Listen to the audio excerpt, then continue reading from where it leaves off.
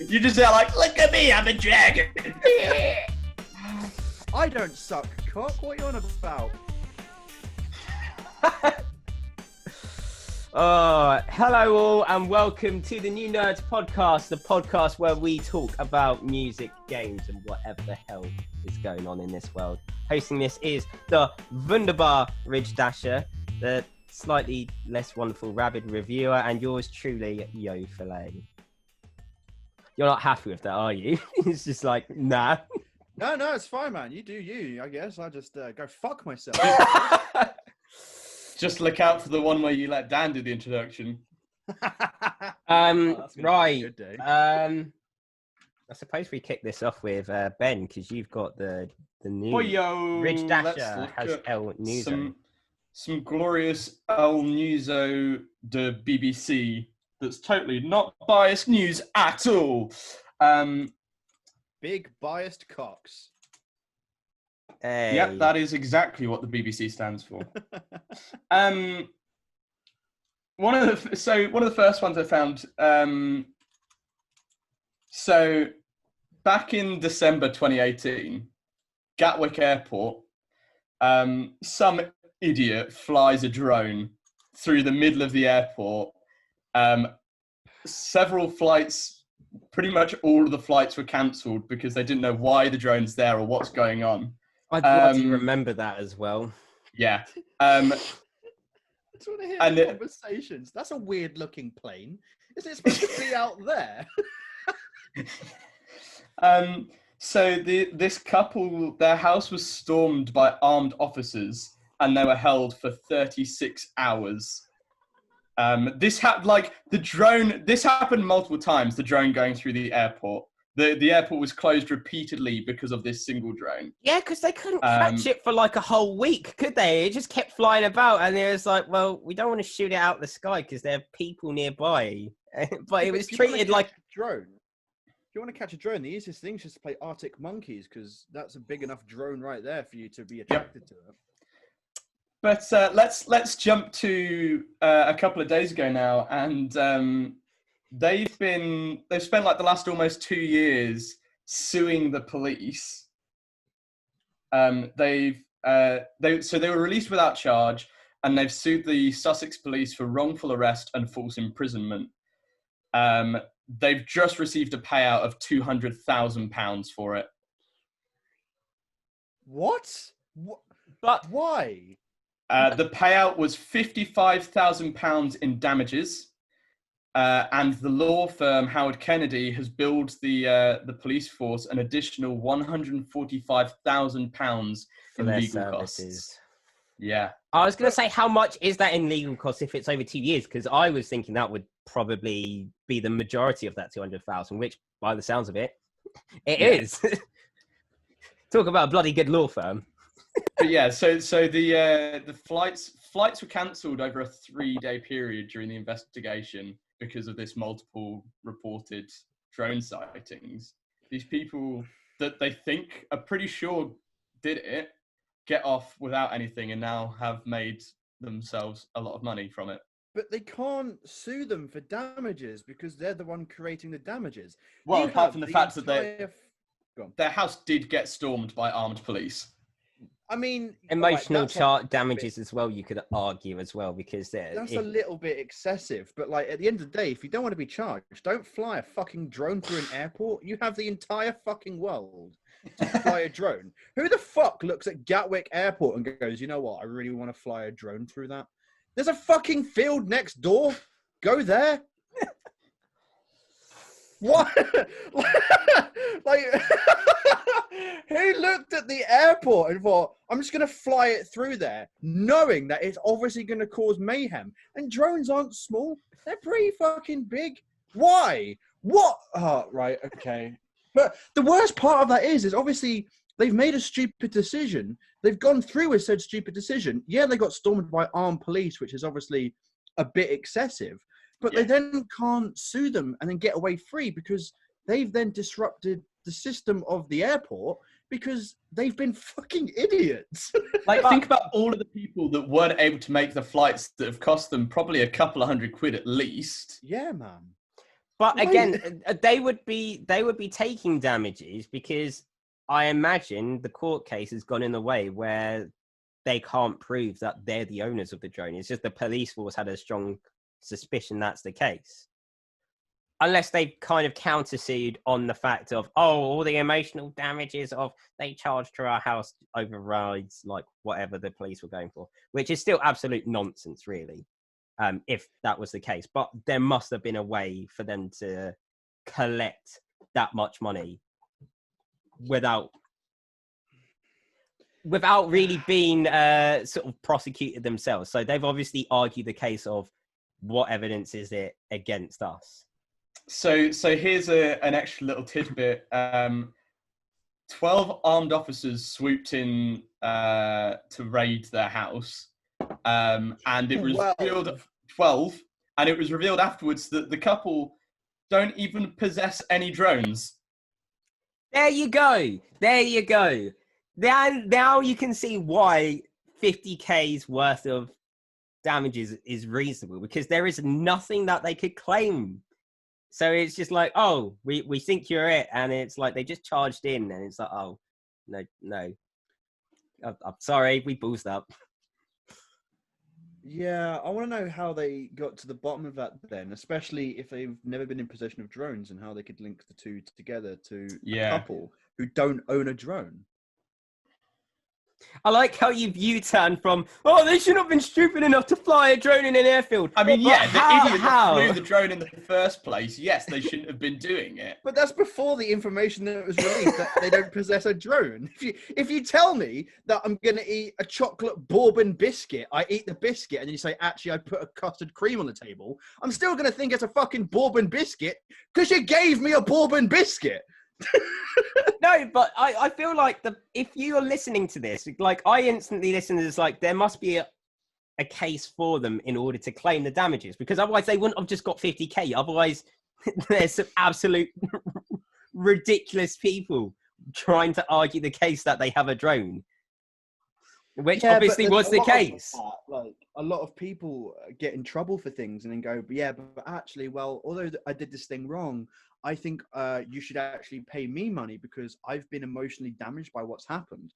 And that happens quite a lot, to be fair. Like something will happen, someone will do something wrong, but because the police, handled them a little bit too harshly or stormed with 12 armed officers into their house, then rightfully so, they can do that. But that becomes the main news point rather than what was actually done. Yeah. Do you know what I mean? And that's... I have no examples to give straight to mind, but I know for a fact that there are people who have done shitty things, but because the situation wasn't handled in a very well-mannered way, the problem then becomes not what they've done, but how the handling of the situation was. So then they get the money and then everything's basically forgotten and they get off scot-free. I don't think it's going to be that major, and they really need, the police really need to balls up. I instantly, as soon as I say this, I know it's not real and not really a good enough example, but I think back to 21 Jump Street where they do the rest. It's like, you didn't read it there, Amanda writes. They had the bloody drugs and you didn't read them, so goodbye. Yeah, that's the level of degree where you balls up your own job. And in that case, it's like, well, do your job properly next time, and you're not going to be in a situation where you are left in this case 50K down. So there were 96 people of interest that were identified in the investigation that cost the police force £790,000, and they still didn't manage to catch the correct people. That's nearly $1 million in police force costs then, because they've been charged 200,000 for that case, and then I don't know if that 790,000 includes the payout that they've had to make to the law firm. Still, it's like not specified. It's either 100K off, or would it be 100K off? No, it'd be 10K off, or 210K off. In which case, it's still nearly $1 million, and it's still a lot of money. And especially for such a, obviously in the grand scheme of things, if you think about what happens on a daily basis, in the grand scheme of things, although this was a stupid fucking thing to do, it is a smaller thing to spend money on, I think. Yeah. Like, a drone going through the airport is dumb. It is a dumb thing to do, and the person who did it is a dumbass. But you compare that, obviously, to crimes like robberies, muggings, sexual assaults, stuff like that. I definitely think with 790k, if they hadn't made such a stupid fucking decision, then that big pot of money could be used to helping people who are victims of that and enforcing new laws to ensure that this sort of stuff doesn't happen again. But instead, it's taxpayer they've money blown as all well. their load on a bunch of fucking ridiculous decisions, and now they're like, well, where did we go wrong? You went wrong when you didn't get the right fucking people. You had 96 people. Instead of going through them all, you went, yeah, them. They got a fucking dice, rolled them, and went, right, number 6, we'll go for that one. Yeah, fuck him. It's Roll so a D20. dumb! Roll a D20. Oh my goodness, he's actually rolling a D20. Joel Felix, why? It's a cracking 7 right there. Oh, we'll go for this couple. You fail. You pay out 200k. But the important thing is that's taxpayers' money as well. Like, because of that, we end up wasting money on stupid shit. It's like, if you did it, we could actually not be in as much debt nationally because you actually put the money to good use. Instead, you ball something up. Get your act together. The only good thing that's come out of this entire investigation is that Gatwick Airport now has anti-drone equipment. You'd expect. Oh. Just imagine a little kid flying his drone in the airport, and then suddenly like 10 officers come out with armed fucking guns and just shoot the fuck out of it. He's like, I just bought that. Sorry, mate. See, I don't imagine like these officers. I imagine like this automated rail gun that just locks on and then just pings it right out the sky. Fucking Captain Price's voice comes over the tunnel. EMP, you bum! We'll get him next time, boys. Playtime's over! Literally. Drone's dead, RTB! Oh, bloody hell. Bloody hell. Right, anything else to What that? have you got for us? In other news, I've just got 200k from flying a drone in an airport. So Sri Lanka are meant to be having elections. I think it was in April. They had to obviously stop that because of coronavirus, but they've just started holding tests for a coronavirus-proof election. How? Which, Care from the to pictures, expand? consists of people having their hands sprayed and wearing masks. That is about it. Wow. If that could cure it, then we'll be fucking fine. Officials are being protected by plastic screens or face shields and sprayed disinfectants on voters. Just Mr. Muscle just fucking thrown all over them. And they all have to bring their own pens and pencils. Pens and paste and pens and boots and cats. Shut up. That was deserved. That was well and truly deserved. Yeah. So, Right. are the elections in process, or are they? Is it just? No, they're trialing it with 4 of the 22 electoral districts. So kind of, I think they've said that they're looking to now hold the vote in August. Right. What do they decide that maybe bringing your own pens and pencils isn't going to fucking cure coronavirus? But Sri Lanka should be all right by then, because, I mean, a lot of people are preparing exit strategy. I mean, I don't know why we're preparing exit from... An exit strategy. I don't know why our government's preparing for an exit strategy right now, because it's just like... But we have one of the highest fatality rates, and you're trying to put things back to normal. Yes, Why? but Boris wants to play in the park. That's why he wants to grab his football and go for a kickabout. Okay, leave him alone. And He's rugby tackle some innocent kid in the corner. Are you sure he doesn't want to engage in the Tory pastime of running through fields of wheat? Yes, and shooting foxes too whilst he's there. Fucking knobheads. I'm still surprised how he managed to get into bloody. Sorry, I know we're going off topic, but have you seen the fucking video of him giving the explanation about the updates of coronavirus, where he's like, "Do go to work if you have to, but don't use the train. Yeah. But do use the train if you have to." What do you want me to do? That reminds me of Matt Lucas's video, which is brilliant. It's like, I was going to say, he did a don't go to work. perfect impression of it. Go to work. Don't go to work. Go to work, but be safe. Don't be safe. Stay at home. Don't stay at home. Go to work. You need to watch it. It's a brilliant clip. I'll give it a watch. But that is it's just, again, I don't know how he got into Parliament. Like I thought after 60-year-olds. But this is the thing. I thought with Theresa May and Jeremy Corbyn climbing, it's like, the Conservatives have a party. They're not really that popular now. So I thought it wouldn't be like in the last election. I thought it would just be like, we're back at ground zero where no one can decide, because it like the Labour gets a few more seats, Conservatives lose a few seats, but not enough to lose a massive majority.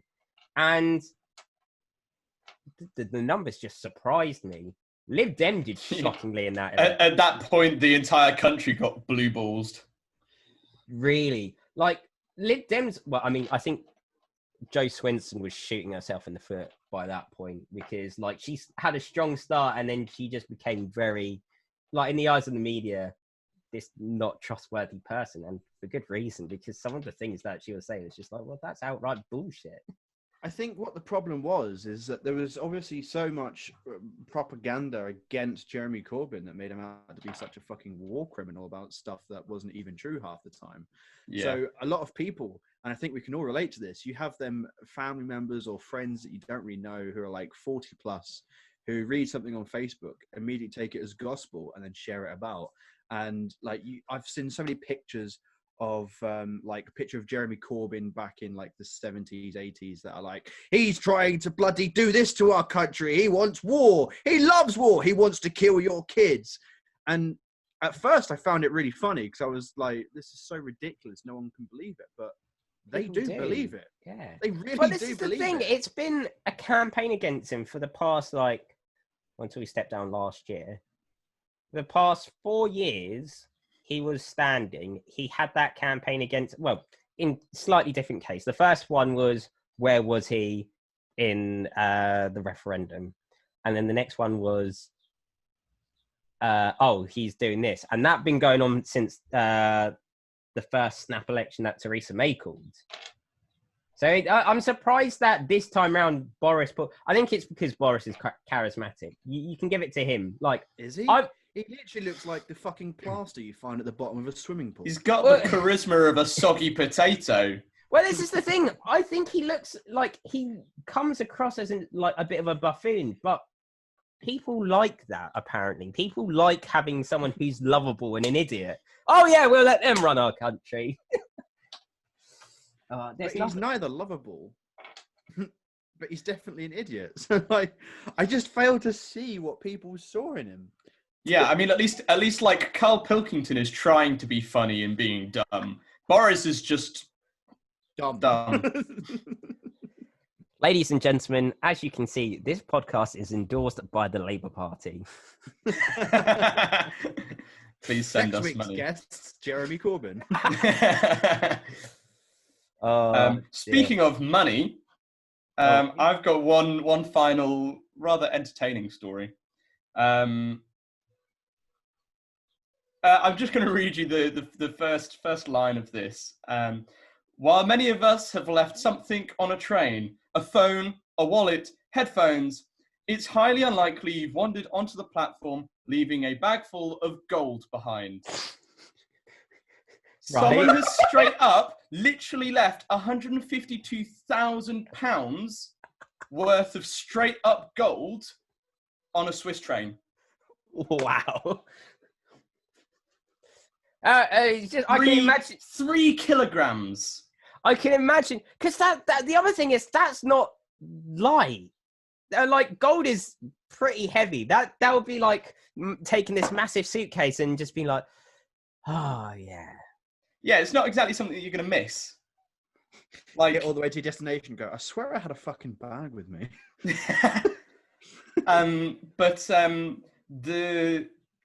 The prosecutor's office in Lucerne, they're the guys kind of handling the whole situation. Obviously they didn't want to make it public because anyone could just come forward and be like, oh yeah, that's my gold.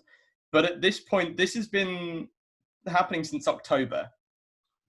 They still haven't found out who owns this 3 kilograms, £150,000 worth of gold.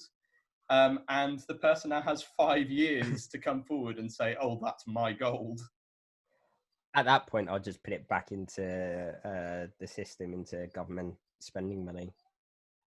Because, I mean, how likely is it, other than CCTV footage, how likely is it that you're going to find someone who's just dropped gold out of probably a few million people saying, oh, I just left my gold down at the bloody train platform. Oh, silly me. I mean, this guy, whoever it is just going to have to like turn up with like a train ticket and say, yeah, look, can I have my gold back? Look, it's got gold residue on it. It's mine. I've just been trying to process this entire thing whilst you've been speaking. And all I'm just thinking about how when I get on a train, before I leave, I always make sure I have my phone, I have my wallet, I have the cases that I'm bringing. Who the fuck gets on a train with that much gold, puts it down, and then, obviously, if it's 3 kilograms, it's fucking heavy. And like when you put it down, you must be like, oh yeah, that's better. My shoulders feel better. Who gets so used to the feeling of not carrying around gold that they just go, you know what? Probably better just leaving it here, to be honest. And then just fucks off and leaves it there. And then can just go home. I mean, I take it like they obviously didn't report it because someone had to find it for it to be announced. So who... Can you imagine being the guy that found it as well? Oh, yeah. It's just yeah. Like, hey, there's this suspicious bag here. I wonder what's in it. Oh. Who gets their destination after dragging around 3 kilograms of fucking gold with them and goes, I'm pretty sure I forgot something. Like, I can't understand it. And everyone's just a fucking idiot. Dan's brain is broken right now. It really is, man, because like, I can't get it. Like, if I go to Tesco, I make sure I've got everything on me, and that's literally 2 minutes down the road. Yeah. So if I'm traveling across a country to another country, I always ensure I have everything on me at all points. And those, like a phone and a wallet, are very small, minute items compared to an entire bag of pure gold. So I fail to understand how someone can be so irresponsible. And it also comes into question as well as, was it his? Was it stolen? Was it for someone else? Was he transporting someone else's? I mean, like, you must be really fucking pissed if you've asked someone to bring gold across a country for you, but you happen to get the one fucking moron who can't remember where he placed his bag. And now he can't prove that that's his gold because he wasn't even on the train to collect it. Oh, I can imagine like some sort of British equivalent with like some guy working at Bank of England, and he just leaves it in the underground, and he gets to work, and it's like, so where's the gold? Shit. Oh, sorry. What? The gold? Oh no, I got a bounty, mate, on the way here. No, the actual like pure kilograms of gold that you got. Oh yeah, that. You know, that's the ones that are supposed to go into the safes. Oh, it's somewhere right now, I guess. Somewhere on the circle line, just going round and round. Oh dear, right. I like the timing, how we're both drinking at the same time, just like, raise mug. I'm just drinking my sorrows away with fucking sugar. AKA liquid gold. Leaving gold on the bloody train. Oh dear. Right, shall we get into El Gamerinos? Oh, Yeah, only Joe, if you what- never Ooh. fucking say that again. Instantly. what have you got for I was us? going to say next week I'm just chucked off doing games. It's like, no, you can just stick to doing the news, you dumbass. What do you mean games, mate? Me and Ben are taking this over. It's just you who's going. Yeah. Hey. Well, I mean, it's topical. We've got to clearly do it. The PlayStation 5 was announced. Me and Dan watched it live. I don't know about you, Rich. I didn't. I watched the kind of reports afterwards. Sorry, can we reiterate that sentence, Joel? Me and you didn't watch it. I watched it and had it spoiled by you. Should have got into a faster stream then. I was watching the official PlayStation stream. So was I. I was watching it on Twitch. I was watching it on YouTube. Okay. Well, then so- obviously YouTube is the inferior. To be honest, that the other thing was, hang on, my Discord is popping off. I also want to point out the fact that Joel's internet somehow managed to beat yours, Dan. Joel's internet. my somehow- internet, which is generally considered inferior. Oh my word, Discord won't shut up.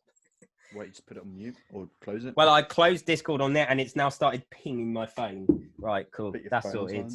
Yeah, I've done that. But yeah, so Okay. we watched it live and oh my word, it was. I don't know what to think about it.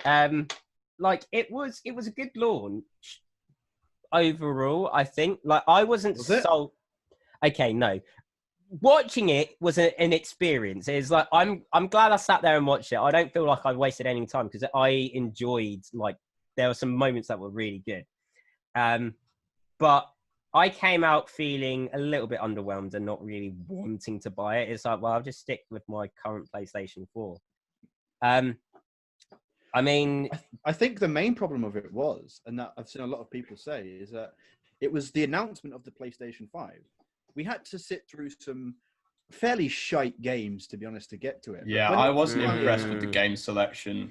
there Mate, was when it I led mean- off with Miles Morales, the Spider-Man Yeah, I spin-off. mean- I was like, because it just started doing the adverts, and then there's like this electricity. It's like, oh, is it like some Mortal Kombat thing or whatever? And as soon as I saw the webbing, I lost my shit. It was like, oh my Yeah, word, it what is is. this? But could just hear that it was about the peak of it. That was about the peak of it. Beyond that, the other No. games are like, I don't think that was the peak of it. I think, like, I'll get into games properly in a second, but I think the Miles Morales and Horizon Yeah. 2 and Resident Evil 8 and Ratchet and Clank were the standouts to me. The rest of it Oh, was just yeah. utter shit. But we waited all of that time to get to the PlayStation announcement. They announced it. Yep, it looks cool. Here's a digital edition. Here's a normal edition. Want to know how much it is, though? No, sorry. In this announcement But- for the PlayStation 5, we're not going to tell you when it's being released, how much it's going to cost. We just want you to just see, here it is. Here's what it looks I mean, they like. did say that the a lot of the games are going to be available for holiday 2020. So if that's the case, then Yeah. it's going to be out by Christmas. well, yeah, it's the same like Xbox though. They haven't announced the price or a set time. They said holiday 2020 as well. So we're expecting both probably to come out in. Also, That's I want to easy. point out two of the best things that I've seen regarding how it looks is that, firstly, it looks like a Wi-Fi router. The It memes that just have does. come out of it. It's almost exactly the same as my Wi-Fi router, just in white. Secondly, it looks like Seto Kaiba from Yu-Gi-Oh! It does. It's just got that You have no flared chance white of beating colour. me, Yugi. I cannot unsee that. I'm actually going to find a photo very Get quickly run of it. what this- Oh, We've been upgraded, lads. yeah. Woo! Get in there, Zoom.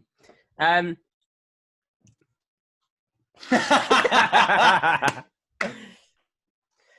feel like we need to go over the memes at some point. This is something that's really neat. Let me try and find it. Oh, hang on. My granddad is phoning me. Let me get back to you.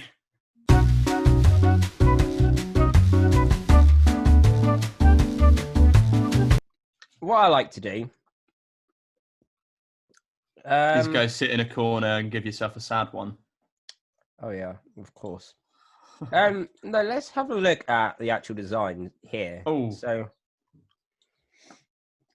we do have your boy. Excuse me, let me just... Joel, stop eating. Yeah, that's gone. Ignore me. Where's the Google Chrome? There's Google Chrome. Oh. Joel, why do you have so many tabs open all of the time? Because this is my research! Anyway. You've literally got 1, 2, 3, 4, 5, 6 tabs on the PlayStation? One will do! I've come prepared. No, you haven't. You've become a fucking moron. Now, this is something that's neat, actually. So, I mean, the design looks kind of cool and futuristic, I feel. And the controller pairs nicely. But here's something that is really cool. It just looks like a big Oreo. What, a reverse Oreo? Reverse Oreo. Yes. This is the thing that people miss. And someone picked up on it, which I was very impressed by. If I can... Okay, I mean, it's not going to let me zoom in. Is there any look closer? What are you trying to show us, Joel? This image, which won't let me zoom. I mean, I can see the tell image. us what we're looking for, and then we can fucking see it. So people say that this is textured, and it's like, okay. Yeah, it is. You can see it on that image without zooming in. You could. But that was the first thing I spotted when I saw it on the reviews. But it's not just text. Like, it isn't just plainly textured. If I can get rid of that brief. It's not just a normal PlayStation 5. It's a Marks and Spencer's PlayStation 5. Let me go in PlayStation texture, because that I couldn't zoom into that one. Let me try and find it. PlayStation 5. Yeah. Oh, it's doing texture warping. No, I don't want texture warping. That's like OG PlayStation stuff. Let's have a look. This. You know, if you look very closely, you can just about make out that it is the PlayStation game symbols, which I think is a little neat thing. Like, it's not anything great or defined, but I think it's neat that it's not just random textures, it is textured with those buttons. So it's a nice little... attention to detail. Huh? It's like little attention to attention to little details. There we go. Which it's nice. It's nice that they've kind of made it like this is still the PlayStation, effectively. Like, it's the most wild looking one. But what else do we have? I personally think the look of the PlayStation 5 looks fucking amazing. Oh yeah, no, like if we look at it, especially when you put it next to the mini fridge. But this is the thing. I think it looks like a really cool like piece if you want to show off like, yeah, I have a PlayStation. But the Xbox is kind of, if you have like, it depends on your decor. Like if you have like a contemporary decor, I kind of like the idea of having this cube just sort of put in very neatly somewhere. I mean, if I wanted a cube, I could just go out and buy a box, spray paint it black, done. It looks like an Xbox. All I've got to do is put the little logo on the side. It's sorted. Great. Everyone thinks I've got an Xbox, but really it's just a cardboard box. I don't know. I think I lean more towards the Xbox design just because of the simplicity of it. Yeah, the simplicity is that they've given you a fucking giant rectangle. It's called the Xbox, so we made it look like a box. Well, there you go. The other boys are not so keen on it. I don't know. That's my take. Is I like the I don't mind it. It does look smart. I just think it's like great. There's what's fancy about that? They've made yet another box that you can put a disc in and play games. And then PlayStation, like, hey, look, at least we tried to make it look pretty. True. Yeah, I think a lot more effort has gone into the PlayStation and the Xbox, to be honest, because the Xbox, although, yeah, it's a bit different, to me, that just looks like a wider, bigger, sideways Xbox One, whereas the PlayStation 5 has taken a completely new direction. Like, it actually looks new. Next to my PlayStation 4, I would not be able to tell that that's the same. Obviously, even the controller has been like streamlined to match the new design as well. Yeah. I think this I is. also like white as well. It's been black for so long that I really like the white of it. I am slightly cautious about white controller because that is going to get real dirty real quick. Mm. But it is very smart.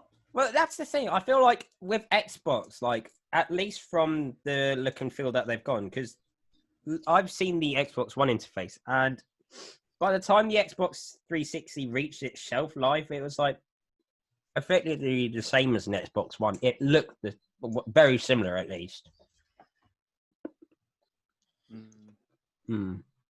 One thing that I am looking forward to is that they're testing over 4,000 games currently for backwards compatibility for the PS5. Thank fuck for that. That's the one thing that I think they've been talking about it for ages. That was one of the first things they stated, was that they're going to try and make it backwards compatible. Yeah, because like when they announced the PlayStation 4 and the Xbox One, although the Xbox One started up with, oh yeah, you know, like you can't use discs and it has to be completely on the internet, and people got really fucking angry about it. Yeah. One thing that always stuck out in people's minds was the fact that it was backwards compatible. Yeah. So when the PlayStation 4 came out and it was like, it's not backwards compatible, but you can pay to play specific games again. Like I bought Star Wars Bounty Hunter for PlayStation 4. Which yeah. was an amazing game. But I had to pay 17 quid to play it. And like, I just don't think that should be the case. I still have it on PlayStation. Was that the one where you go around in different ships and you try to kill people? No, but you play as Jango Fett, and you're basically just a bounty hunter in Star Wars. That's why it's called Star Wars Bounty Hunter. Funny that. Because I vaguely remember having a game where you did kind of go around in ships. So like you had, like everyone was kind of like a bounty hunter theme. Like you had some people in old AT-AT tanks, all that jazz. I can't remember. Think of Star Wars Starfighter. Starfighter was quality. Don't think so. Let's have a look for it, actually. Bounty. Please stop sharing your screen. I don't need to see this. Yeah, see, it's not Bounty Hunter. There was some other PlayStation game though. Either way, enough of that. The other thing, the exclusives. This is, I think, the big thing. Like the exclusives, which I generally wasn't really sold on a lot of the PlayStation exclusives. Yeah, but exclusives, you think about it, like, even though they weren't announced, we've got Days Gone 2 coming, God of War 2 coming, Spider-Man Miles Morales and Spider-Man 2, Horizon Zero Dawn, Horizon Zero Dawn 2, The Last of Us Part 2. You've got Sekiro Shadow. No, that wasn't exclusive. Sorry, it was. What is it? It's the other one. The samurai game. I know what you're on about. That one, anyway. Yeah. You've also got Ratchet and Clank. You've also got fucking. Oh God, I've got to try and think of everything now. Resi 8 isn't an exclusive, but nah, it's not. But like, I think they might, because it's announced as part of the PS5 thing. I also know that a lot of developers, when they side with like Call of Duty, for example, PlayStation members got all the DLCs 2 months early, I think. And I also think PlayStation users had the survival mode for an entire year before Xbox and PC. So I definitely think that if they are siding with PlayStation in their announcement rather than Xbox and Microsoft, that there might be some like little minute things that we get. It's a bit like Batman Arkham Asylum. On PlayStation 3, you got to play as the Joker, whereas Xbox basically just got a and then that was it. So and also on Arkham Knight, you PlayStation members got the Scarecrow levels, whereas Xbox didn't. So I think if they've sided with PlayStation, although they might not be exclusive to the console, there will be exclusives in the game to that console. Yeah. Cyberpunk is available for PlayStation, isn't it? Cyberpunk will be on everything. Yeah. Yeah. See, this is the thing. Actually, I compare, like, at first I thought I wasn't sold by the PlayStation 5 exclusives. And to be honest, if there's one I really care about, it will be Miles Morales. And then the future stuff like Spider-Man 2, Last of Us. So in hindsight, actually, it's probably more than the Xbox, because the only one I give a shit about on Xbox, and it's the only reason why I used to play Xbox, is Halo. And I didn't like the way it was going. But Halo Infinite actually looks relatively interesting, I feel, because it's taking it back a bit. But I don't know. They also have Fable as well, but like they killed the Fable series after Fable 2. Oh. Fable 2 was the last good one.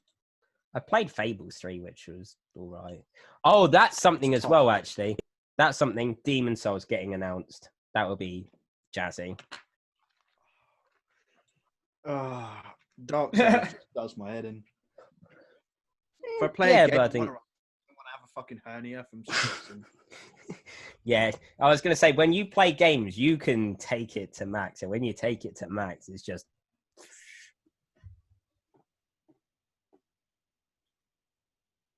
Oh, hello?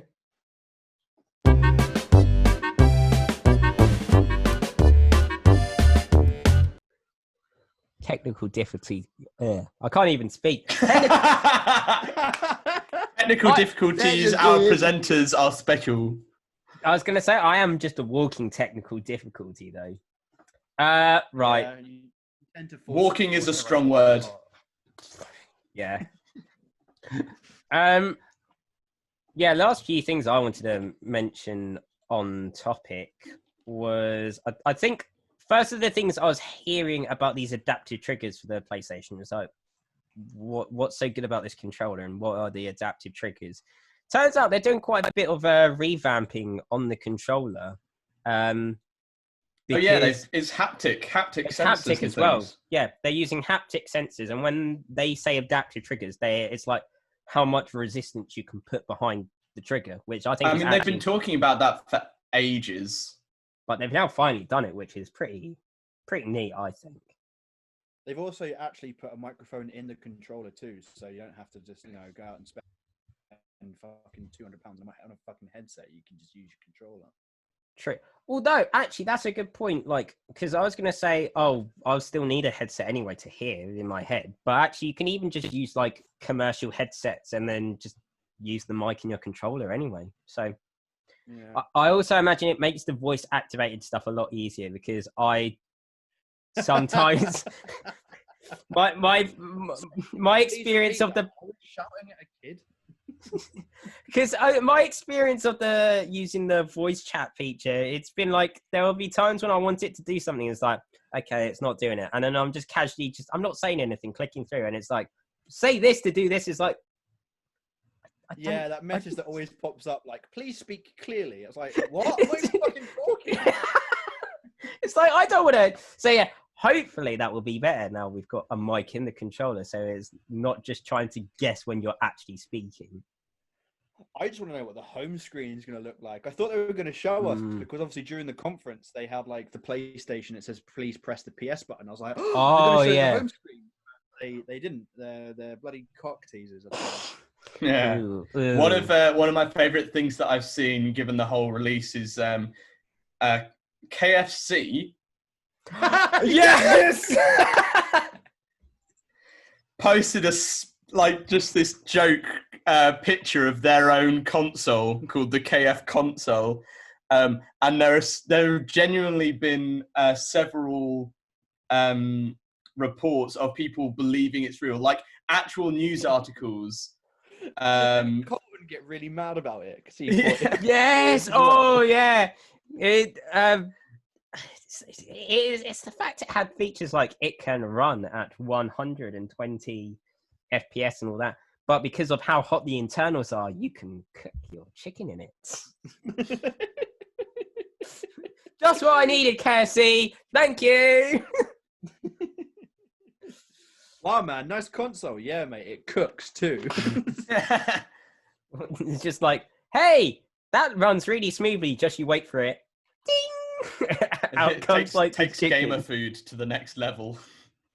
Well, at least it'd make running Call of Duty Modern Warfare a better thing, because rather than my console trying to kill itself, it would actually cook something as well. Honestly, every time I start that fucking game up, it's just like, all right, cool. Sick. Wait, hang on. Did you say 100 gigabyte update? Oh my god! You know it's taken up like nearly 225 gig of my fucking console. That's ridiculous. GTA felt like a big game because that was like 150 to download the whole package. But like, GTA is like less now. Yeah. Oh, that was something I loved for the PlayStation announcements. Was one of the first announcements being the GTA 5. It was like, why? We're releasing GTA 5 for the 7th year in a row. It's ridiculous, man. They're just fucking beating a dead horse now. Like, it was on PlayStation, and then it went to PlayStation 4, which I get because, like, upgrading. It's like, you want 6? We've had enough time to do it, but no! Here's number 5 again. Fuck off, man. Release the 6th one. I don't want to fucking see your upgraded textures of cats. I don't want to see your upgraded textures of the fucking water. I want a new fucking game. I don't want this fucking stupid bullshit. I do not want to play through the campaign a 9th fucking time because you've had to make me pay another fucking 75 fucking quid to buy it again. Fuck off. Bring out a new game. Stop doing this. I'm dribbling. Stop doing this ridiculous bullshit. One of the things, make a new game. One of the things I love even more about it. Half the fucking fund making the 5th one on the PlayStation 5. We'd have the 6th one. Fuck! It's made better by the fact that it's backwards compatible, so you can even just put in the disc from the PlayStation. It's so stupid, man. I fucking hate it so much. Coming to the PlayStation 10 this summer holiday. Yeah. GTA 4. The year is 22.5. GTA 5. Yeah, that's as far as I'm going with that. 22.5. Yeah, I started saying numbers and then realised I don't know where I'm going with this. I did a Joel. Where we've now decided zeros are just not welcomed. Yeah. This is... Going back to the controllers briefly, though, I feel this is... Die. This, just, like... What is this? Like, the Xbox... Like, the PlayStation, it does feel like there's so much more effort gone into the PlayStation controller. And then you just look at the Xbox and it's like, oh, wow. Wow, an Xbox 360 controller. 13 years. If anything, it's a bit smaller. I just want to know a quick thing, just going off controllers, of why you've got random pictures of women on your desktop. I forgot to put up the desktop thing. That was for an event which fell through. That was for one of the artists. Oh yeah. Yeah. But anyway, no, I promise. This one requires no clothes. Yes, but yeah, if we have a look at it, just look how in sort of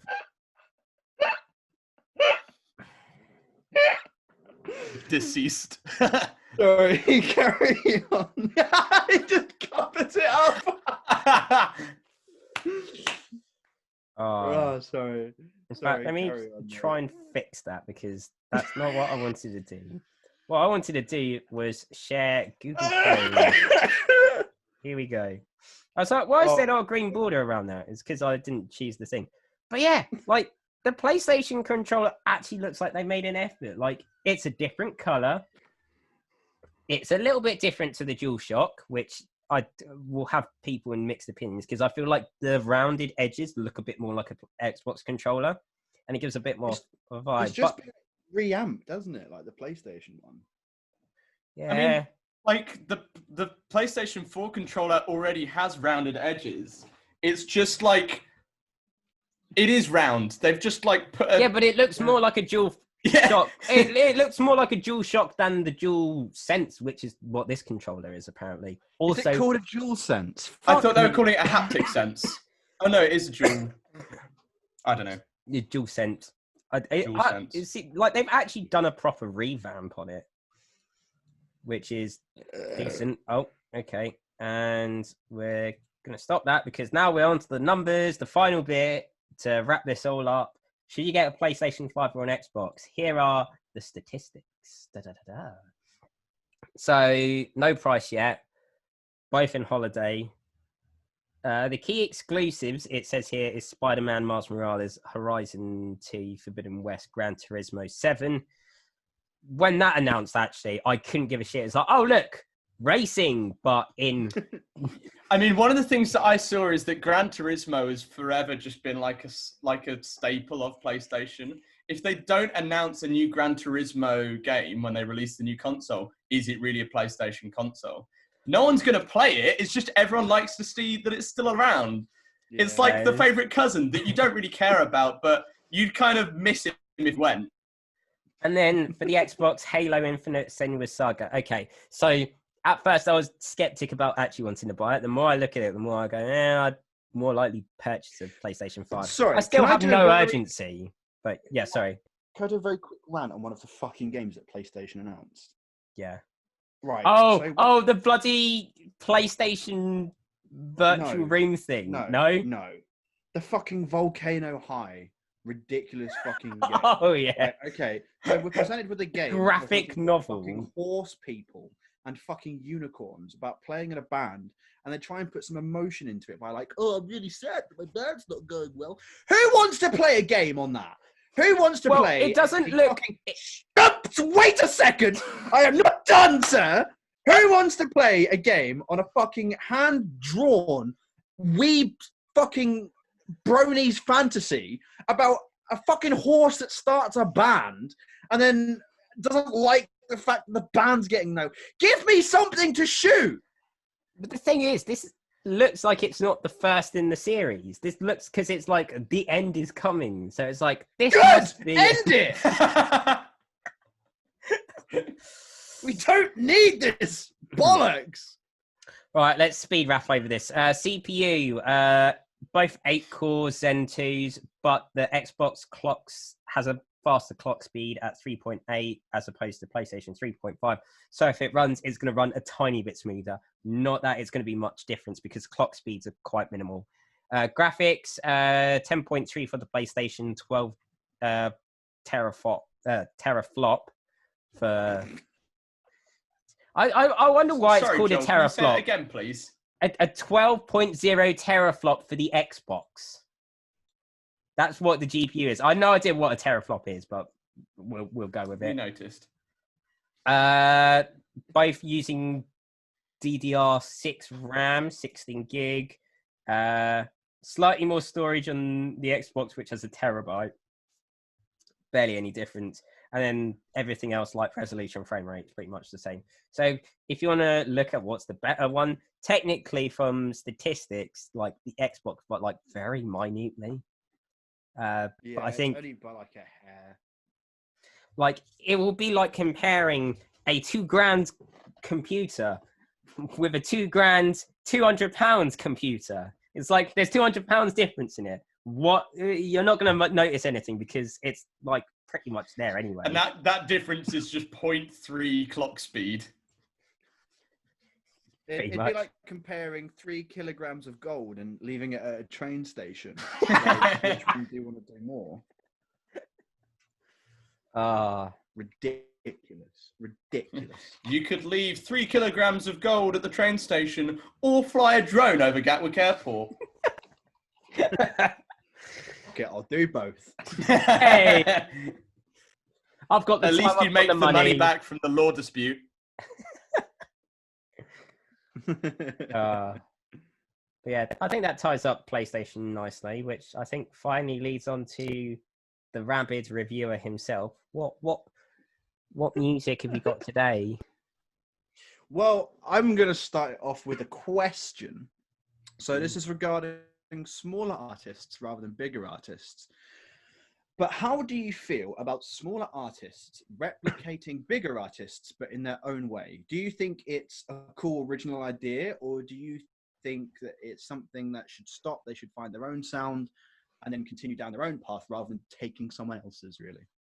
I think very much like if they're doing something different with it, then go for it, because that's how you get different styles and different inspirations for styles, is people doing things. Now, I would say the exception is if you have a producer who does typed beats, for example.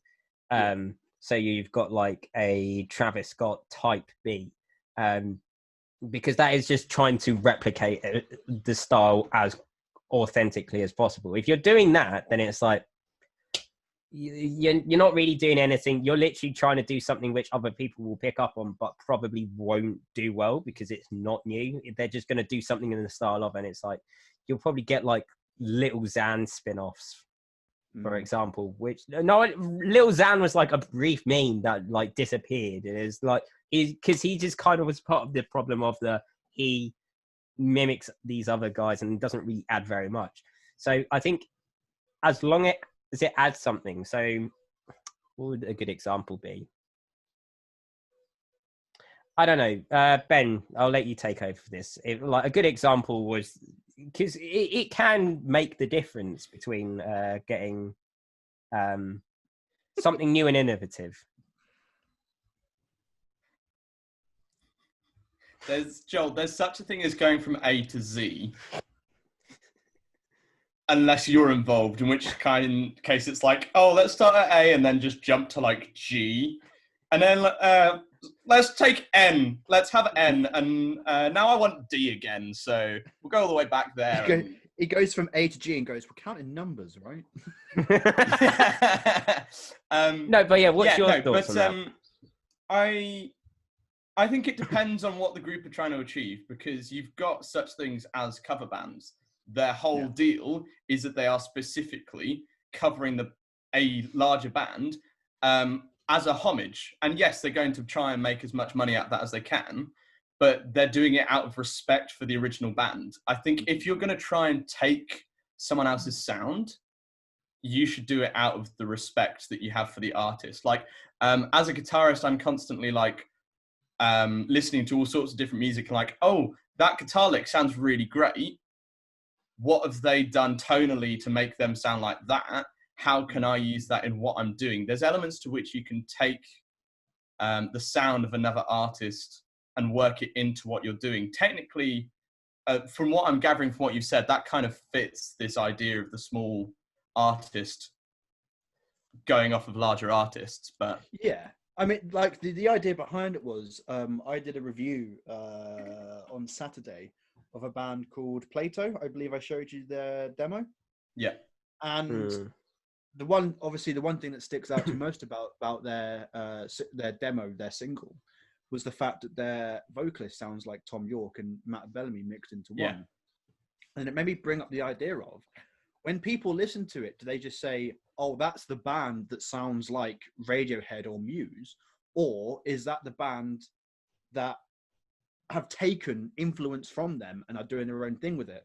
And it made me sort of sit and think, and there's quite a lot of bands that I know that have taken influence. Like another good example would be another review I did on another band called The Rants, who basically take Declan McKenna's sound, but rather than be Declan McKenna, they be themselves with influence from him.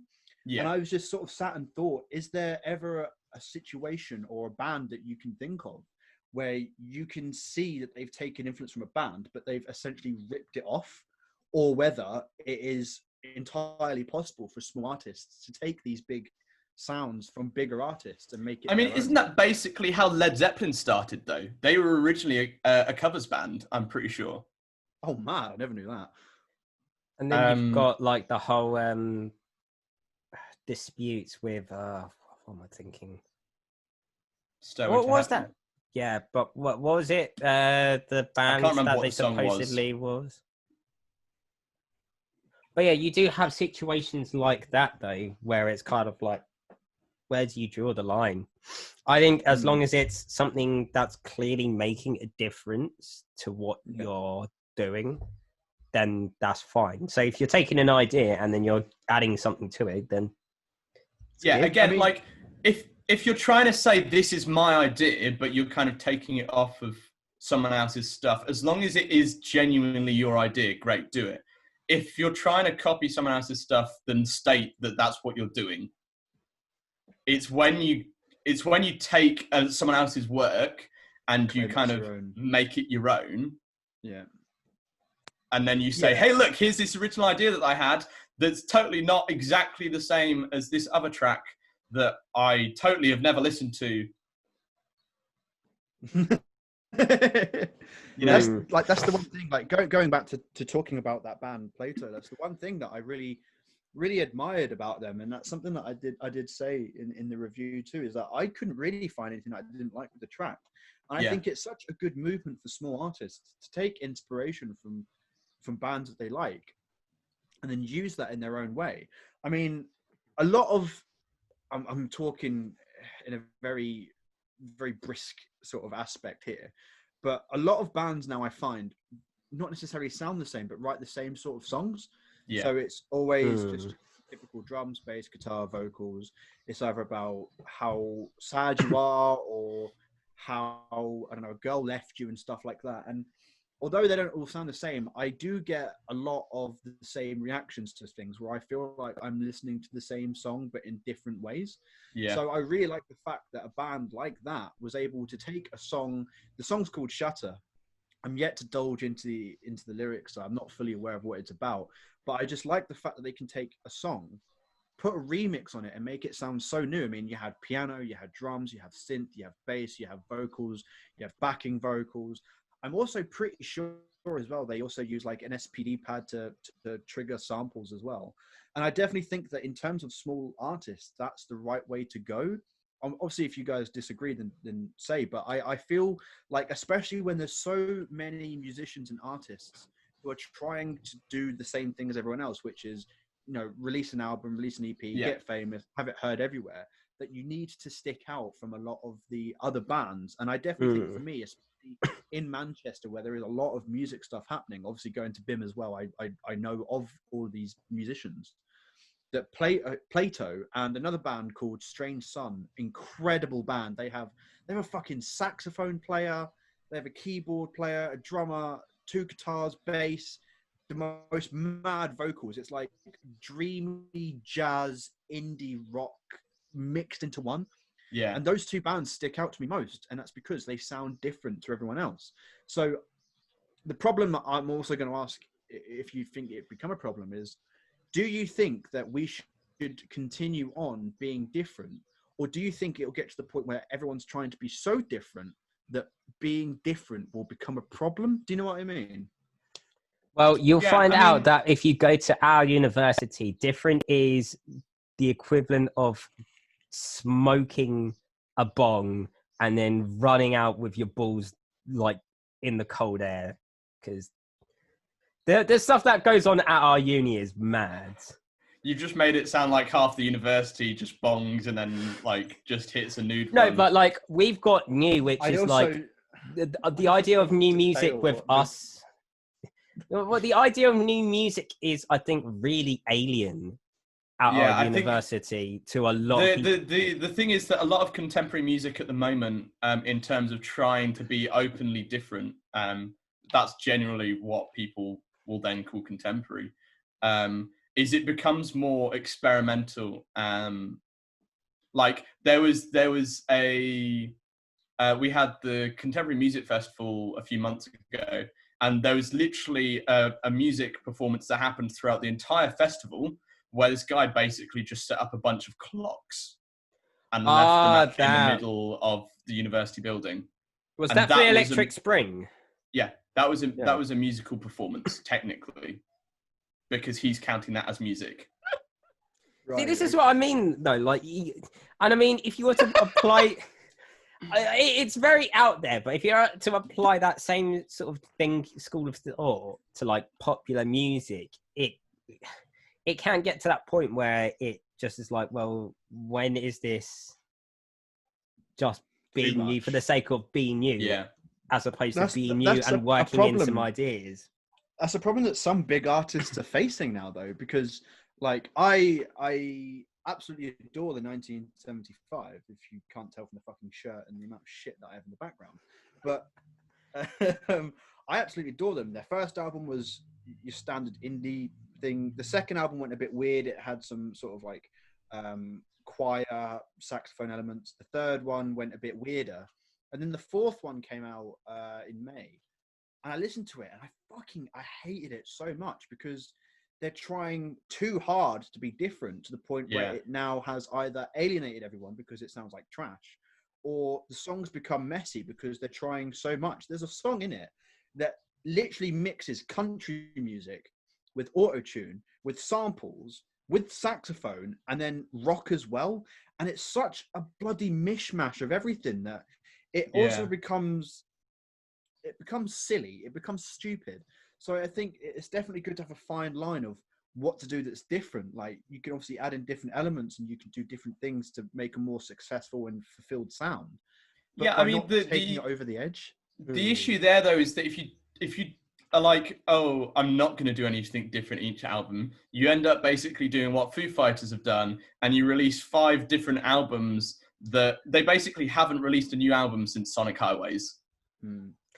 That's exactly the thing, and I think that's fine if you found a niche, but generally speaking, critics take to it very badly. And this is the thing, is that critics, I think, have these 2 messages. You've got to be doing something new, but it can't be out there, because otherwise you're seen as just kind of completely Boris Johnson as a critic. Be new, but don't be new. Be new, but it's one of those things where you can go massively out, and then you're not really the artist who you are, and so it's like, oh, this isn't anything to do with it. This is bad. But at the same time, if you do the same thing, then you're criticized for being the same. So it's like, well, how do you be new but still tied to what you like have that roots? Is something that before I started up my YouTube, I wanted to see how critics basically evaluate songs and albums. And I've noticed that basically what you said is completely true, is they tell an artist, like, this is boring, do something new. They'll do something new and they go, oh, well, actually, it's nothing like what you used to be, so actually it's quite shit. So I think, especially in terms of music critics, it's very hard to please. And obviously you can't please everyone. But I think that everyone is so confused at the minute on what to do musically, because obviously with coronavirus and everything that's happening right now, we're all having to stay indoors, which means a lot more music's being written and stuff like that. I think it becomes very difficult to actually put out something that people are going to like. I mean, I always think you should put out something that you like yourself, and it doesn't matter what anyone else thinks. But it's so hard now, because one end of the spectrum saying, be new, but then the other end saying, well, you're being new, you're not who you are. So I think a lot of musicians get very confused on what to do. So they either go from the extreme of just being, I don't know, clocks in a fucking university, or the other end, which is just the standard indie band. And I think that's something that the music industry is suffering a lot from, is that people don't really know where to go from here, if you know what I mean. Well, I mean, I can't remember who made this point, but whether it was at university or someone who I just spoke to casually in conversation, but there is this, at least in terms of R&B, rather than doing anything too new, there's kind of a renaissance of old stuff. So you think of what Bruno Mars is doing. He's taking a lot of like Uptown Funk. It's a very funk-driven song. Funk hasn't really been, at least in the charts, for quite some time, because that was like primarily a 70s, 80s thing, especially around disco and all that. And so there is this renaissance of style. Well, I say renaissance. Yeah, renaissance of styles, because I mean, in the sense, it's a rebirth of that style of music, but in a contemporary setting. Yeah. I'm going to be honest. I forgot that Bruno Mars existed. Same, to be honest. But that's another problem, I think, that also something suffers from, is that you have such avid fans and such crazed fans that go, like, for example, perfect example is K-pop. Yeah. It doesn't matter. Like, you could have a K-pop artist that just put out an album of farts, right? And the entire audience would be like, fuck. Oh, I love you. Oh! I saw this brilliant video earlier that it was someone saying that Tool could literally say anything over one of their songs and their audience would love it. And it's this, they've got this really, like, the tracks that they've used is absolutely solid. But he's just like, Ross and Rachel were on a break. Ross and Rachel were on a break. And it's like, that's just Friends over and over again, and like genuinely, Tool fans couldn't care less. No, I think that's the problem. In my opinion, I think a lot more people need to be critical of what their favorite artists are doing. I mean, obviously, this is a point that I've tried to make, obviously, about me doing it, because I'm going to get a bit of a side note here. But obviously, like, I know dickle about what should be the next best thing. We all know nothing about what should be the next best thing. It's just simply our opinions. And I definitely think that there's a way of doing it. You can either be very constructive about things or just straight up give hate to people. And I think a lot of the problems that pardon me, sorry. A lot of the problems that big artists face is this, and small artists as well, I think as well, is that they don't want people to just scream abuse at them. They want actual feedback. But you either get, you know what, that was the best thing I've ever heard. I don't know why you're famous already. Or you get, what the fuck, quit music.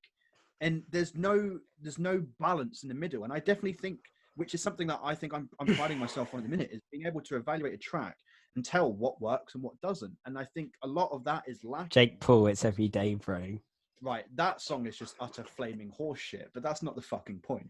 Well, that's a different case. That's not a musician trying to do well. That's someone trying to be a musician. It's a money revenue thing, really, isn't it? It's like, give me money. That is something as well that I think has made it so, like KSI's album, for example. KSI's album is really cool in aspect, but he's not a musician. And I think coming from YouTube as well, there's such an issue of people who are trying to put music out that it gives musicians a bad name. Do you know what I mean? Yeah. Like, But this is bad because I think so much.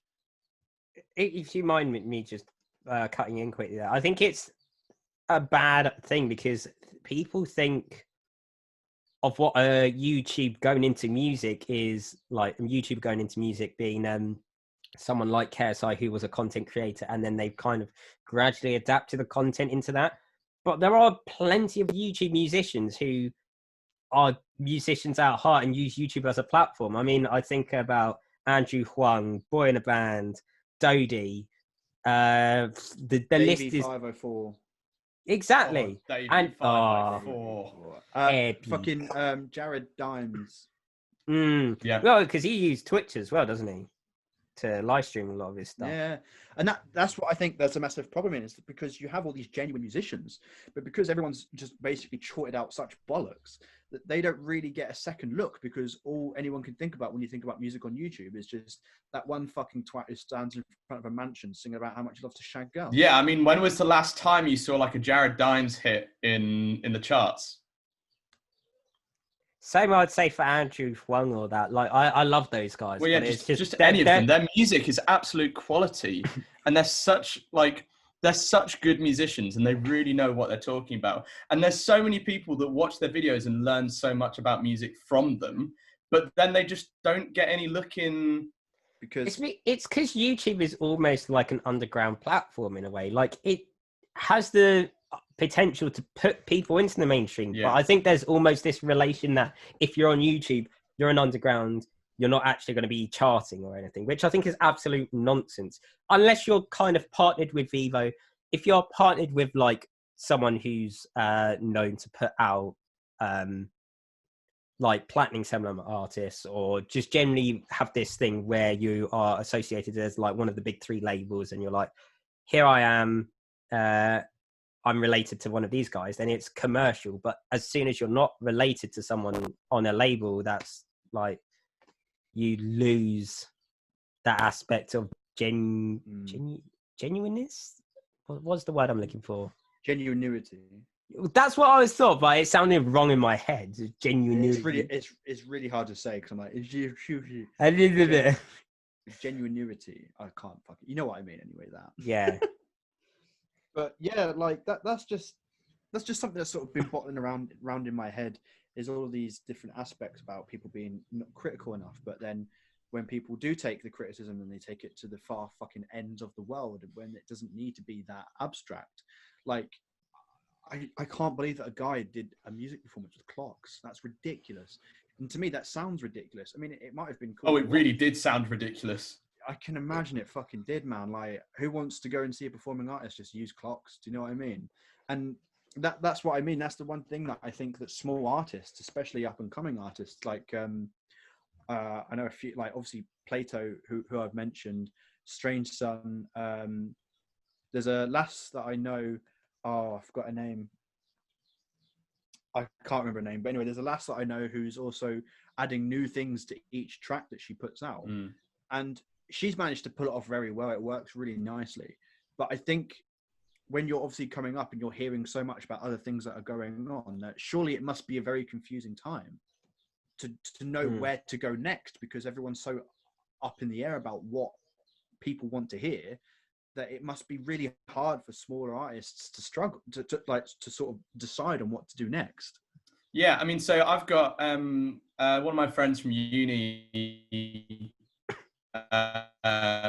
graduated a few years ago. He's recently joined a band called Among Wolves, and they've even got like their own office set up for whatever reason. And they've just started their TikTok account and whatever. But like they've been around for a couple of years, but they're still quite small on the scene. Right. Like you've never heard of them. I haven't, no, admitted. Although I can tell you that they have played to some mighty crowds. Nice.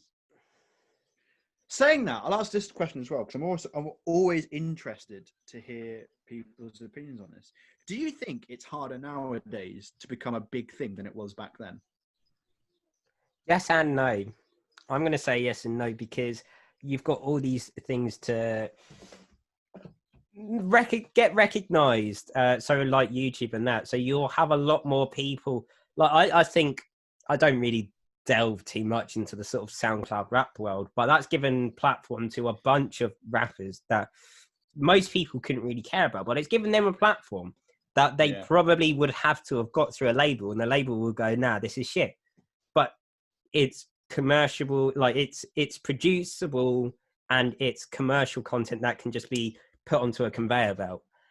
So I think, yes, it can, but at the same time, there is a lot of there's a lot to try and get recognized. And I think the more traditional routes of going through the labels and playing at venues where you'll, because I think there was, because you didn't have the internet, you'd have a lot more people probably scouting at like pubs and all that.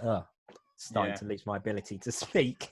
But yeah, you'll get people actually going to venues. And I think you can get people still going to venues. But when you've got stuff like, I mean, you think about how Adele got spotted. Someone's like, oh, we'll look at her MySpace. Oh, this seems to be all right. Let's give her a go. And that's kind of the route like people take. So going down the traditional route of playing at venues is almost a little bit harder in that sense. I'm inclined to agree and say both yes and no. Yes, because as you stated, there's so much more of a platform. It's a lot easier to just get your stuff out there. We have the internet now. All I've got to do is put my track on my YouTube or upload my track to Spotify, and I've got listeners all over the world. Well, you think about it. I'm not limited to just people in my country. But then the flip side is that there is so many people that can then use that. So no, it is now definitely harder because you've got so much more to compete with, because everyone can do it. So you've got to make more of an effort to be the guy that stands out. Mm-hmm. And that's why I think that then intertwines with the whole, how weird do you go to try and get seen before you become just, do you know what I mean? Personally, I like to bash tin pots together and call that music. Yeah, we know you do. I'd rather watch that than clocks, to be honest. But I feel like, obviously, I don't know if anyone will agree with this. I feel like live music is dying slowly, especially for small artists compared. Big artists can always bring in a crowd. Like, I've been to so many big artist gigs, and there's been like fucking thousands and thousands of people. But with small artists, I can't even count them by fans because there's so many. The amount of times I've gone to see a small band who are really fucking good, and there's been 6, 7 people there, and 4 of them are their family members, and it's sad. It is sad. I mean, I've been playing in bands for 8 to 9 years, and sessioning as well. The most I ever played to, that's outside of a festival was about 200 people, and that was Yeah. only because the band I was sessioning for was big in the area. Now, playing in my last band, which was Incarnate, we played so many gigs. I think the most people we had at a gig was about 80. We sold out. That's the one that you came to, Joel. We sold out this place. Was it the one in the room above? Yeah, man. Fuel Bloody Cap. hell, like how you could fit people in there, I have no idea. We literally sold it out and we had people queuing outside. But the only reason we was able to do that is because we did 2.5 months worth of promotion for that. Mm. And you've got so many artists who sort of get handed last minute gigs or don't put enough time into promotion. It's quite sad to see, especially acoustic artists, because there's a lot of live open mic nights around here. And I don't feel like anyone really gets the attention. And it just sort of makes me think, is live music for smaller artists slowly dying out? Are we just going to have to do everything online now, hope for the best, and then when things are big enough, then you can start doing gigs? I mean, the issue there as well, though, is that the money in it for a smaller artist is in the live music. It's in playing gigs and trying to sell merch at the gigs. As a small artist, you're not going to make money from the internet. There is no way. Unless you suddenly hit like a top 20 chart stopper, you're not going to make money from the internet. Well, I think it's interesting as well. Is KSI, of all people to talk about, KSI did mention this in an interview. I've had to look at a bunch of interviews with him for my master's in uni.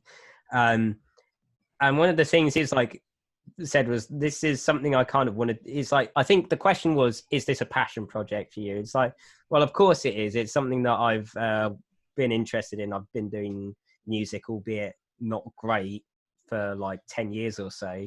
And started taking it seriously 5 years ago or whatever. And it's like, it's not a money stream by any means, because he actually, like with the music, he sees more from like doing the stuff on YouTube. His ad revenue on YouTube will earn him more, and doing the big events like boxing, where there is a bunch of people promoting it, will earn him a fair amount. But even being like in the charts at second, it's like, it's money, but it's not much. It can sometimes. In one of his new YouTube videos, he actually says that he has seen more money out of 2 YouTube videos than he has in his entire album stretch.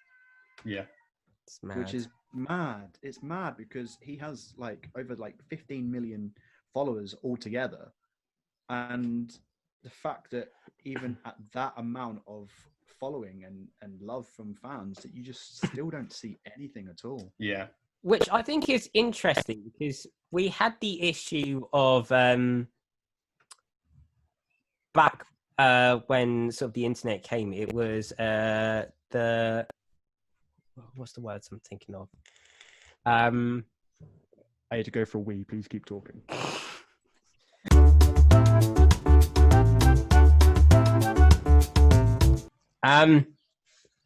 Yeah. So the point I was making was, when the advent of the internet came about, the issue was not making money at all, because people were pirating with stuff like LimeWire. Yeah. And I don't even think like that's an issue now in comparison to what streaming platforms have done, which is kind of taking the idea of LimeWire and kind of painting it as, this is good because the artists are getting paid.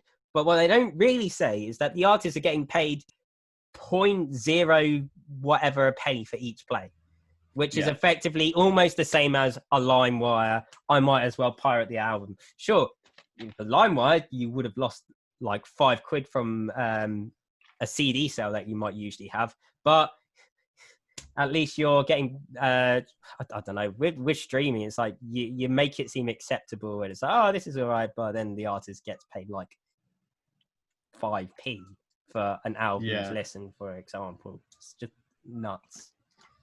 Yeah, it's mad. That's a big problem that I think the music industry is facing, and that's just monetization. Well, everything is monetization. Like I mean, and I think it's kind of one of those things that was mentioned with the whole KSI thing is like he gets it through ads. At this like day and age, you become successful by effectively being a poster having boy. Yeah, pretty much.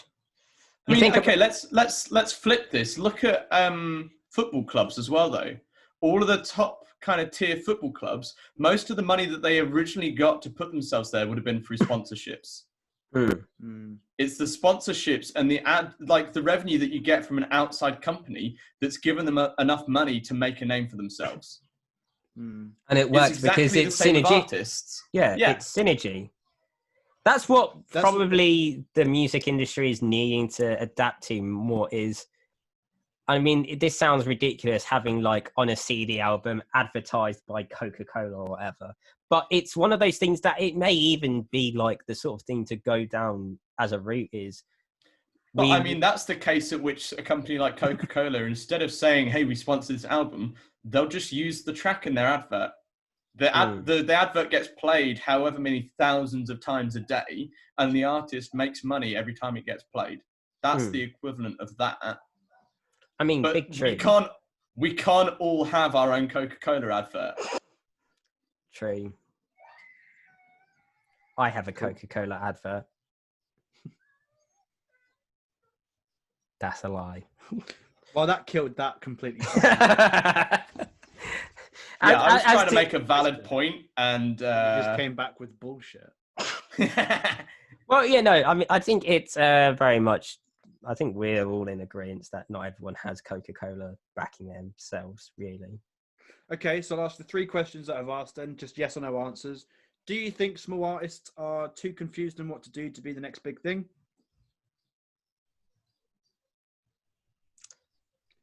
No. Fair. What do you think, Ben? I think it varies, but essentially no. Okay. Okay, I'll go with that, in fact. Do you think the live music industry is dying? Yes. And I can say that from having experience at a venue where I worked, so... Yeah, and the other one was, do you think there needs to be more money put into the music industry? Yes, definitely. Yes. I think the money needs to be put in at the lower edge of the music industry. I think there's too many companies that swipe the opportunity to get the next big artist. Okay, yes, that makes sense. But then they make all of this money and then they just sit around and wait for the next Bruno Mars, the next Adele to just pop up out of nowhere. And they're like, cool, great, we'll give you a load of money if you make us even more. But they don't spend the time in actually growing the artist from a smaller point. They just take them from, hey, this person's got a name for themselves, we'll have them. They don't look at the younger artists and think, oh, these guys have a lot of potential. Let's sink some money into them and help them develop so that they become the best they can, so that we then make the money back. I think this image of Mozart dying young and broken, like completely broke, rather. I mean, he was broken though, because I'm pretty sure he got drunk, abused drugs. I'm not 100% sure. Don't quote me, but I know he went out spending all his money for certain. Dying. I mean, what musician doesn't? Yeah, dying young and broke. And I think some people are like, that's ridiculous. You've got people like the Rolling Stones, blah, blah, blah. They've got plenty of money. They make from tours. We're in a better situation. But really, it's still not that much better. It's just for the few that do make it, they're a little bit more comfortable than the lower end. And the lower ends are still... There's a reason there's a group called the 27. The 27 Club. Oh, that's what you're referring to. Yeah, yes. that is actually what he's referring. Yeah. Oh, it just wasn't it wasn't that obvious to me. I was just a bit like, there's a band called the 27. English, me, not great. Not good. Joel, can you do a favour for me? Can you just say anti-disestablishmentarianism once?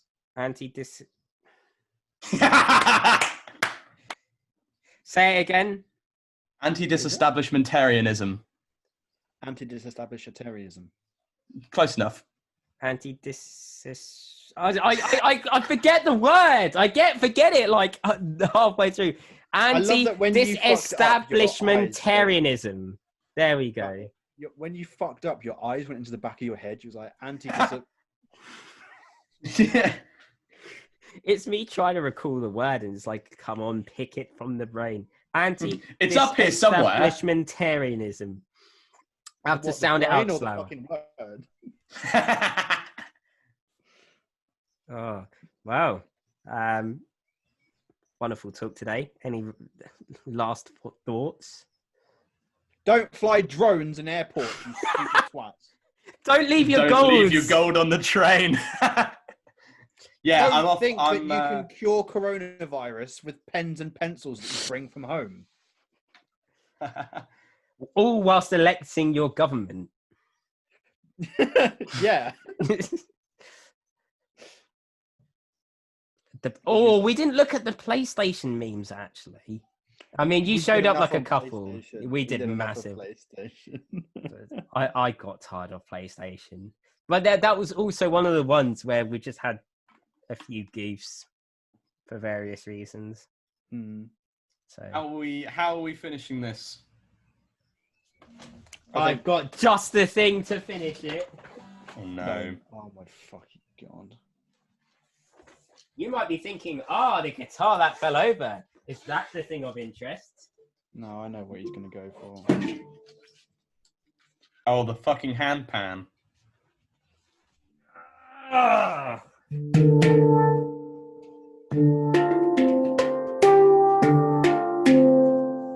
Doesn't really have a theme tune ring to it, does it?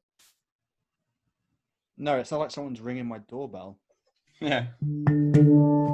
Hello? Dan!